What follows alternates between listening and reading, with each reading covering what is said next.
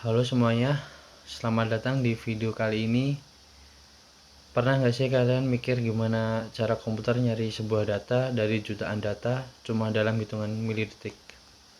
Nah, hari ini kita bakal membahas rahasia di baliknya, yaitu binary search tree atau bisa disingkat BST. Kita bakal bongkar bareng-bareng gimana logika dan teori di balik struktur data yang super efisien ini. Yuk kita mulai. Pertama-tama, kenapa sih kita butuh struktur yang bentuknya kayak pohon atau tree ini? Kenapa harus bikin struktur pohon yang pintar?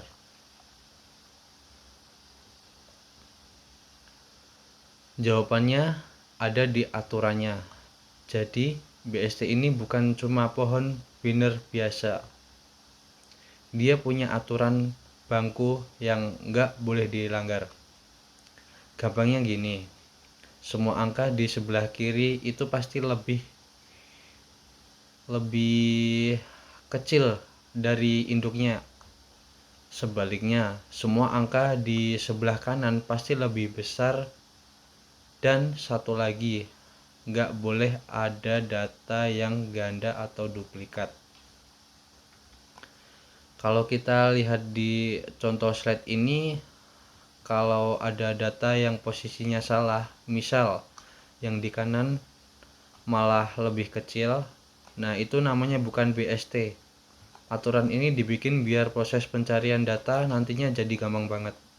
Biar nggak bingung sama teorinya, coba bayangin kayak di dunia nyata. Misalnya, kamu ingin lagi nyari namanya Budi di buku telepon. Kamu nggak mungkin kan buka di halaman pertama satu persatu gitu. Pasti kamu buka bagian tengah lalu mikir, oh Budi huruf B berarti ada di sebelah kiri.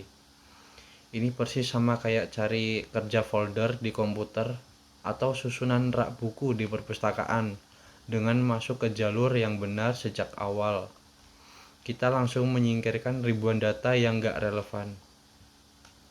Jadi kita langsung ke intinya gitu. Nah, selanjutnya disinilah kekuatan utama BST. Kita sebutnya kecepatan logaritmik atau O log n. Pada pohon yang bentuknya seimbang, setiap kali kita ngecek satu data, kita langsung membuang setengah dari sisa data yang mau dicari. Bayangin kamu punya 1 juta data, kalau dicek manual satu persatu butuh 1 juta kali langkah. Tapi pakai logika BST, kamu cuma butuh sekitar 20 kali pengecekan aja. Beda jauh banget kan? Tunggu dulu. BST ini punya kelemahan atau skenario terburuk atau bisa disebut dengan worst case. Kalau kamu masukin data yang nilainya udah berurutan, misal masukin angka 1, terus 2, terus 3, pohonnya nggak akan ngelebar, tapi malah tumbuh miring ke satu sisi saja. Kalau udah miring begini, BST jadi kehilangan kesaktiannya, ya bisa disebut kayak gitulah. Dan malah jadi lambat kayak antrian panjang biasa. Makanya nanti butuh algoritma buat menyeimbangkan pohon ini. Terus bagaimana cara kita jalan-jalan atau ngebaca data di dalam pohon ini? Ada 3 cara utama. Namanya traversal. Pertama ada pre-order. Ini biasanya dipakai kalau kita mau bikin copy atau cloning pohonnya. Kedua ini ada in order. Nah, ini favorit nih, karena kalau kita baca pakai cara ini, datanya bakal otomatis keluar beruntunan dari yang paling kecil ke paling besar. Ketiga adalah post order. Biasanya dipakai kalau kita mau menghapus pohon, ibaratnya dibersihin dari ujung daunnya dulu baru ke akarnya. Soal hapus menghapus data, ada 3 skenario yang bisa terjadi. Skenario pertama paling gampang itu menghapus daun alias ujung pohon yang nggak punya anak, tinggal potong aja. Skenario kedua, kalau notnya punya satu anak, ini ibarat kayak yang ngasih warisan langsung ke cucunya gitu. Cara gampangnya gitu. Anak tunggalnya tinggal dinaikin aja posisinya. Skenario ketiga, kalau notnya punya 2 anak, nah kita nggak bisa asal hapus, kita harus cari nilai terkecil di cabang kanannya in order successor buat ditarik ke atas, ngegantiin posisi yang dihapus tadi biar aturannya nggak rusak. Jadi sebagai kesimpulan, kelebihan utama BST adalah pencariannya yang super cepat, hemat memori karena disesuaikan sama kebutuhan, dan datanya gampang banget diurutin. Tapi kekurangannya dia butuh memori sedikit lebih banyak buat menyimpan petunjuk arah kiri dan kanan. Dan kalau pohonnya sampai miring, performanya bakal anjlok. Itulah kenapa di dunia nyata BST sering dikembangin lagi jadi EVL tree biar pohonnya selalu seimbang. Nah, itu dia logika dibalik binary research tree. Seperti quotes penutup kata hari ini, struktur data yang baik adalah fondasi algoritma yang cerdas. Terima kasih buat teman-teman yang udah nonton. Kalau ada pertanyaan langsung saja tulis di kolom komentar atau tanyakan sekarang. Sampai jumpa.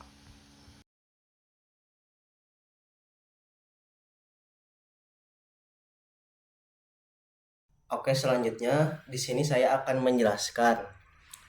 Nah, jadi include iStream itu untuk memanggil library untuk digunakan input dan outputan seperti sin atau cout.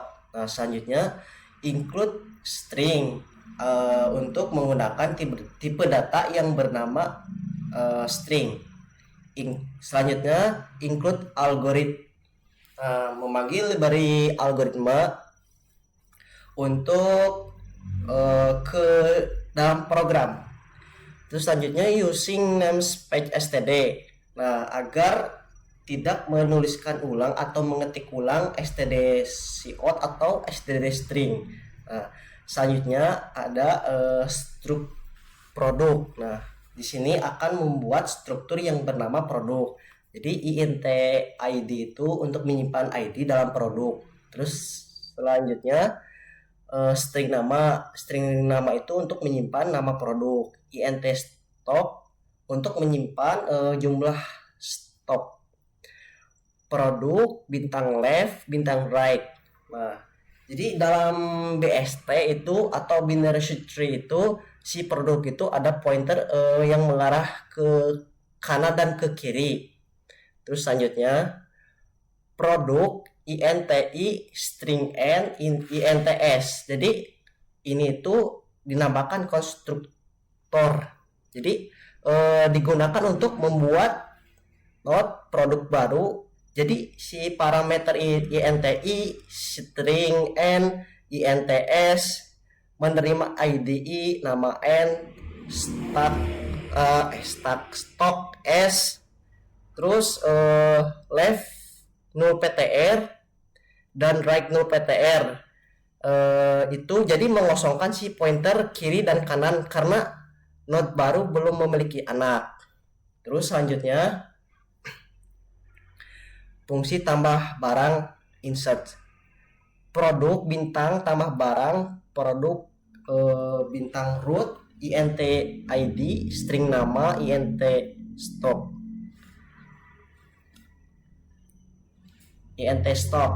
Nah, ini tuh untuk menambahkan data baru ke dalam BST atau binary search tree. If root, jika si rootnya kosong, maka membuat maka if root sama dengan null PTR, return new produk, ID nama stok, maka membuat node baru,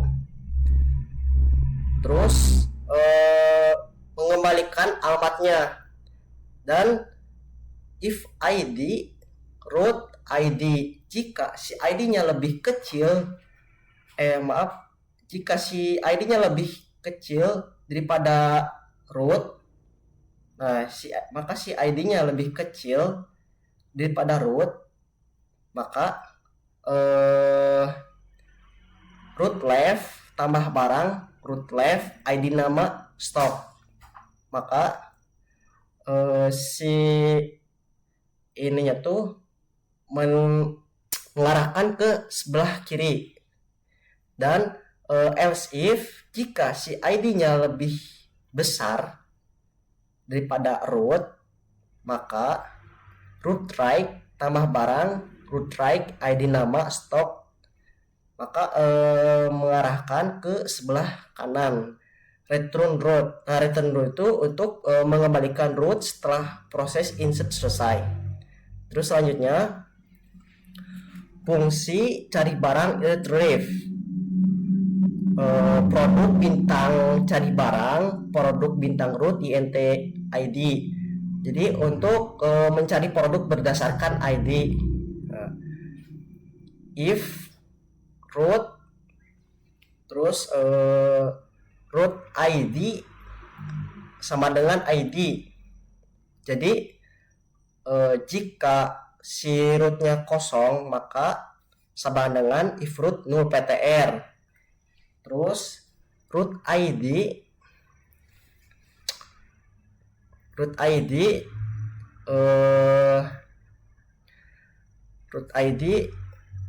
atau ini tuh atau ditemukan, atau ID-nya tuh ditemukan. Terus return root jadi mengembalikan node yang ditemukan atau null PTR jika tidak ditemukan. If ID root ID, jika ID-nya lebih kecil daripada root, maka return cari barang, root left ID, maka carinya itu ke arah ke sebelah kiri. Return cari barang, root right ID. Jika si rootnya lebih besar daripada ID, jika si ID-nya lebih besar daripada root, maka mencarinya itu ke sebelah kanan. Baik, teman-teman, selanjutnya akan dilanjutkan oleh saya, Agus Wirayuda Sakti, dalam menjelaskan kode program ini.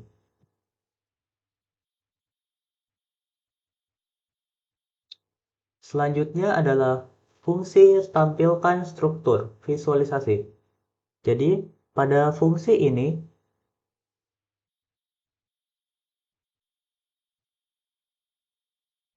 menggunakan logik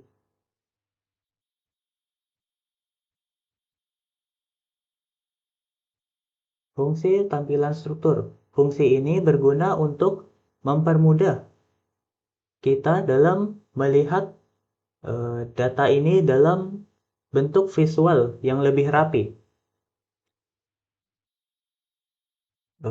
Logika dasar dari fungsi ini adalah menggunakan urutan dari data yang paling sebelah kanan, data induk, dan data sebelah kiri, berurutan. Bisa kita lihat di sini,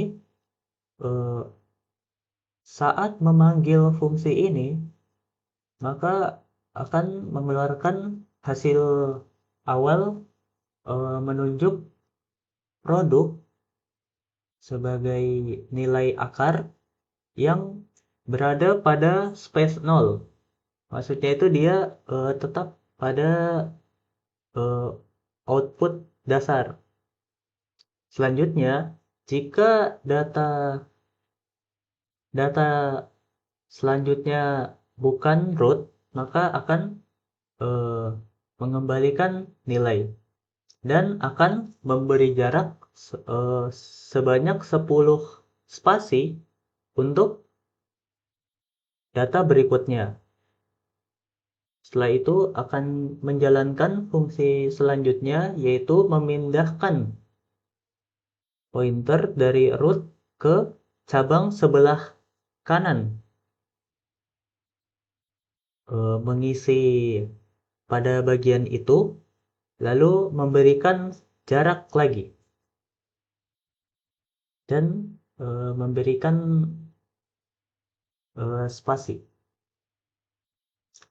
Selanjutnya bisa kita lihat di sini INTI sama dengan 10, I lebih kecil daripada space, maka I akan bertambah. Maksudnya di sini adalah eh, setiap penambahan data maka akan setiap ada data baru yang terdeteksi maka akan menambahkan 10 spasi di antaranya. Begitu. Bisa kita lihat di sini nanti datanya memiliki struktur yaitu mulai dari root yaitu data utama menunjuk kepada ID yaitu nilai nilai yang bisa diisi entah itu dari cabang sebelah kiri atau kanan ya pada logika ini dimulai didek, eh, dikerjakan pada induk lalu yang sebelah kanan yang berada pada atas yang di dalamnya berisi eh, nama atau variabel nilai yang berada pada ruang ID ini. Begitu pula pada visualisasi gudang yang menunjuk pada cabang sebelah kiri akan diberikan jarak. Bisa dilihat visualisasinya nanti seperti ini.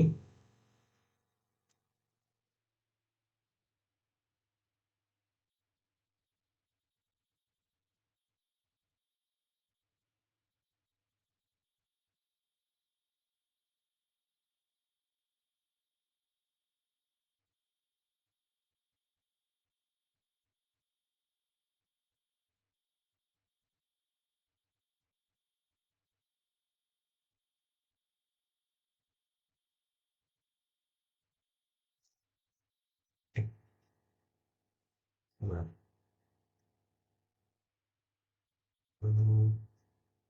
Ini, yes.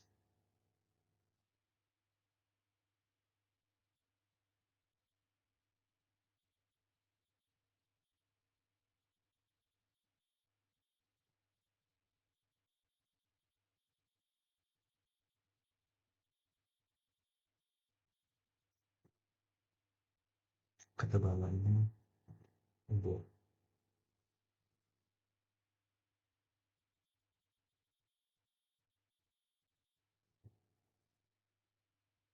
hapus dulu ini.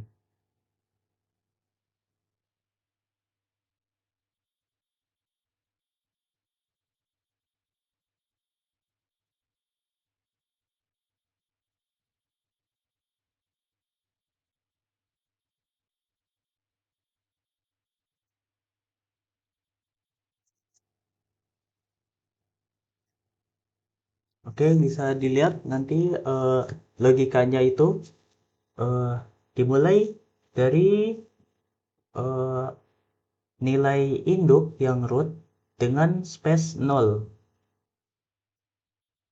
Jadi maaf, gambarnya kurang meyakinkan teman. Oke lah. Di sini data induknya di input misalnya 5. Selanjutnya, setelah ditentukan eh, posisi pada data induk,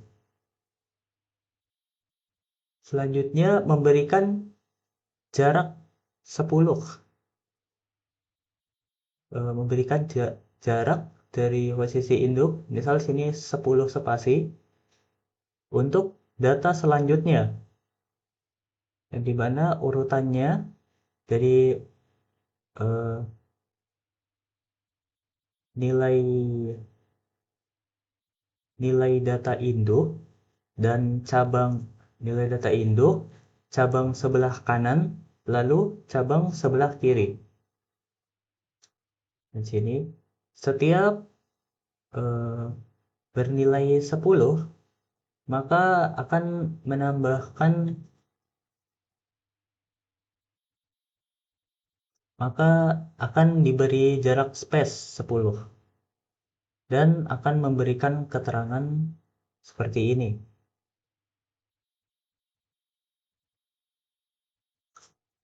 Jadi mulai dari data induk terus diberikan jarak spasi sebesar 10 dan untuk dilanjutkan pada data selanjutnya yang berada pada sebelah kanan. Dan dilakukan secara berurutan sampai data yang telah diinput sudah berhasil divisualisasikan. Misal di sini sudah dimasukkan dari data induk, terus data pada cabang sebelah kanan sudah diisi 6, terus ini 8.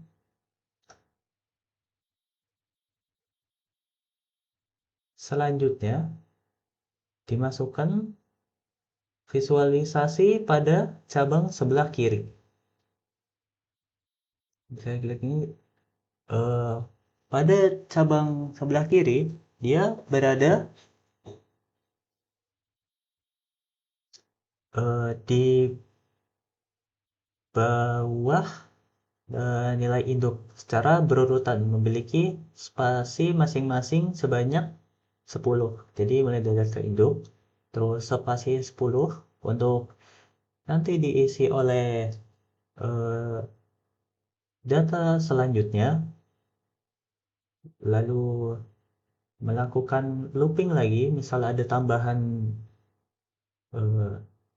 data akan dideteksi pada fungsi ini, lalu akan memberi jarak dan menginput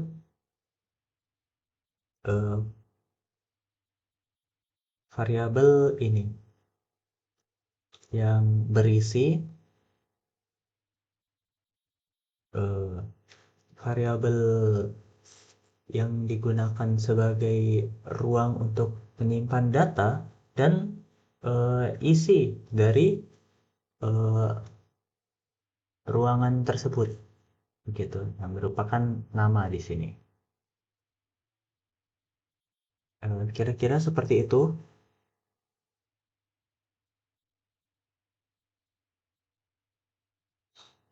Tujuan dari pembuatan visualisasi ini adalah supaya kita dapat melihat data ini secara lebih struktural.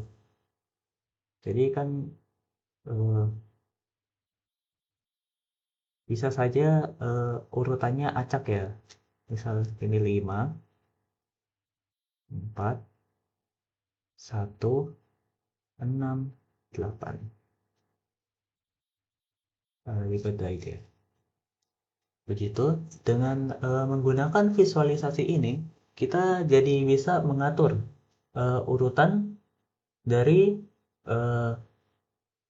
data tersebut. Jadi 5 ini sebagai akar, pada strukturnya, jadi berada di sini, dilanjutkan pada eh, nilai 4 yang dimana itu pada cabang kiri. Kenapa pada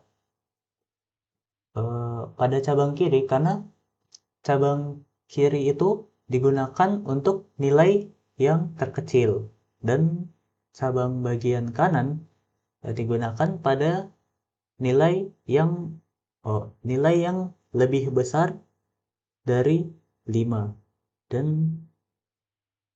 cabang kanan digunakan pada nilai yang lebih kecil dari 5 yang merupakan nilai root. Seperti itu.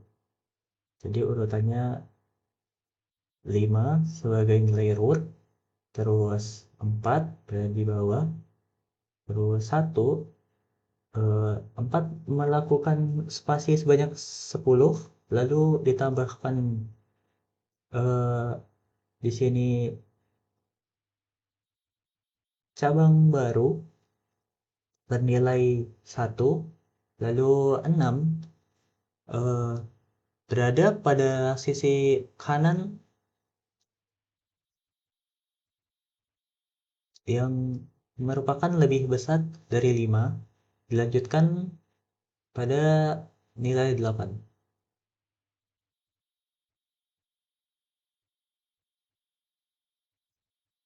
Oke, selanjutnya fungsi nomor 4, fungsi laporan menggunakan urutan in order traversal. Jadi logika in order traversal adalah mengurutkan nilai dari yang terkecil lalu ke induk lalu nilai yang paling besar, seperti itu. Jadi kan pada fungsi ketiga itu menjelaskan urutannya seperti ini, mulai dari induk pada bagian urutannya dari atas ke bawah.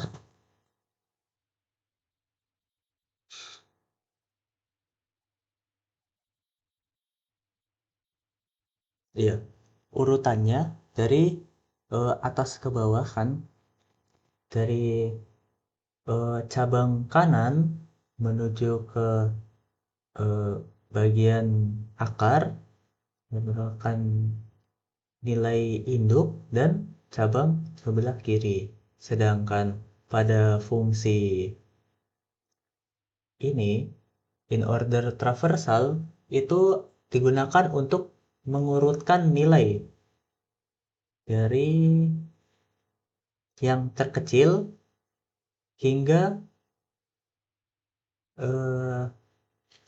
terbesar berurutan, begitu nilainya.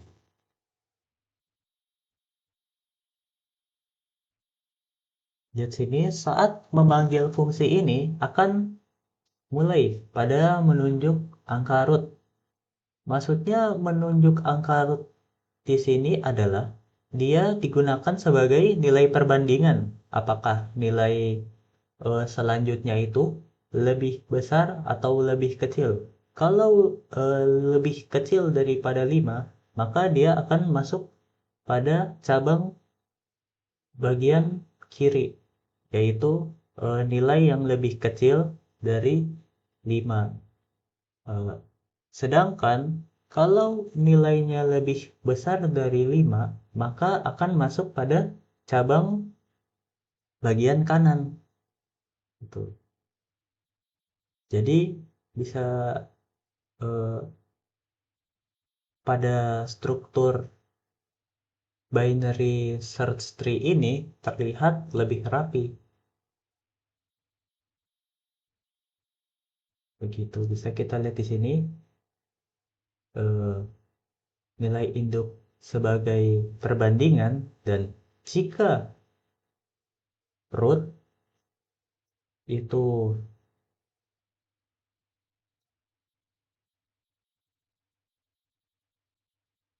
root pada bagian kiri, maka akan menampilkan root sebelah kiri sebagai nilai ruang yang bisa diisi dan dapat diisi oleh nama dan jumlah stok yang ada pada barang tersebut. Begitu pula pada cabang bagian kanan. Bisa diketahui tadi logikanya dia mulai dari nilai rootnya, terus menunjuk pada bagian kiri di sini untuk menampilkan nilainya berurutan. Setelah itu menampilkan, iya betul, menampilkan nilainya berurutan dan pada nilainya berisi ruang kosong yang terdapat jumlah nama barang dan jumlah stoknya. Mulai diisi dari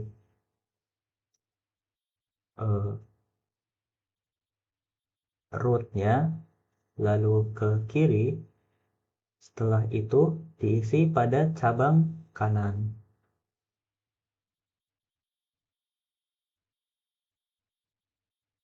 Fungsi selanjutnya adalah fungsi kelima, yaitu fungsi clear, menghapus seluruh isi gudang.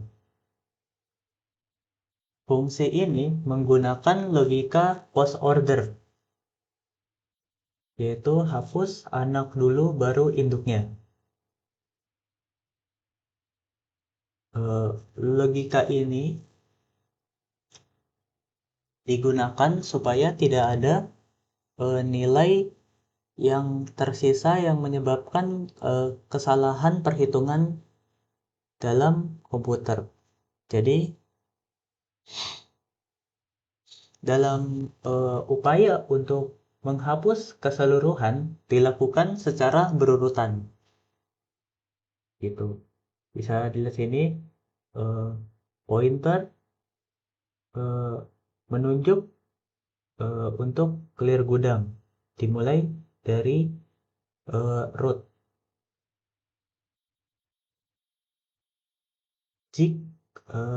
Fungsi ini jika pada fungsi ini jika root tidak kosong, maka mulailah dari menghapus pada cabang kiri.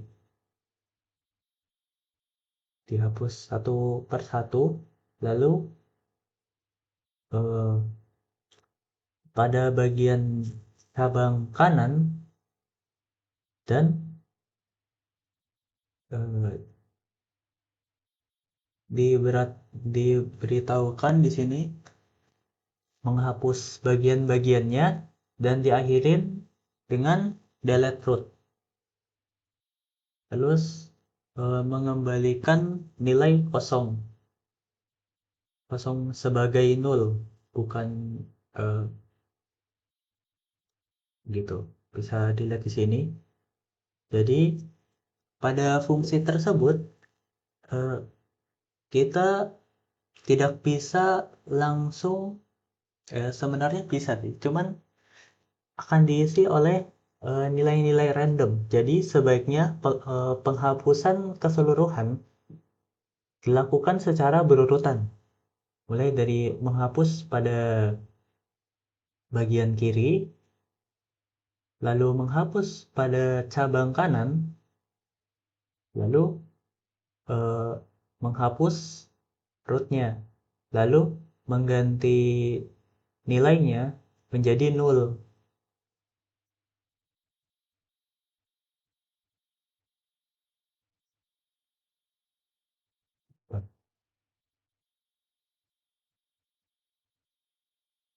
Ya, berarti nilainya menjadi 0 agar memastikan pohon tersebut bernilai kosong, bukan data sisa yang berada pada komputer.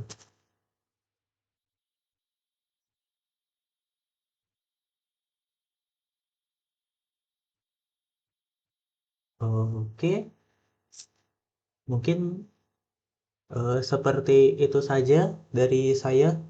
Semoga fungsi ini nantinya akan digunakan dengan baik dalam eh, studi kasus ini. Selanjutnya saya akan memberikan kesempatan bagi teman saya untuk melanjutkan pada bagian INT main, yaitu eh, memproses eh, studi kasus ini dengan menggunakan fungsi-fungsi yang telah dijabarkan tadi.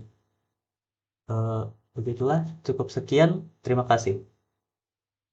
Oke, di sini saya lanjut untuk menjelaskan INT main. Nah, INT main di sini yaitu untuk awalan memulainya, dan produk bintang di sini yaitu untuk menunjukkan pointer di pointer gudang ini.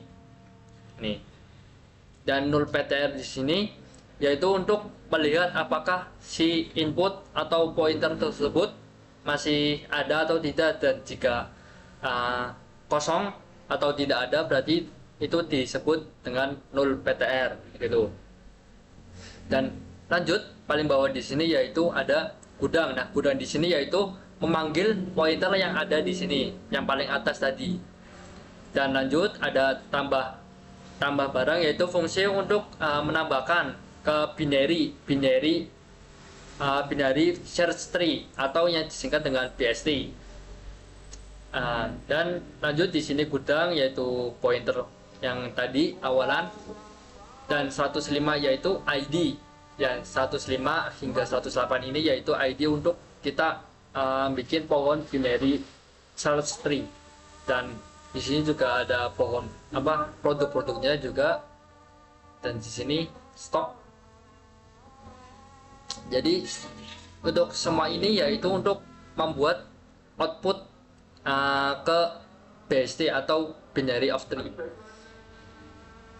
Dan di sini yaitu visualisasi gudang, yaitu untuk menampilkan pohon yang ini, menampilkan semua ini menjadi outputan seperti ini, menampilkan semua gitu. Dan di sini ada gudang, clear gudang, yaitu untuk menghapus semuanya, menghapus stok dan juga ID dan produk. Ya, ini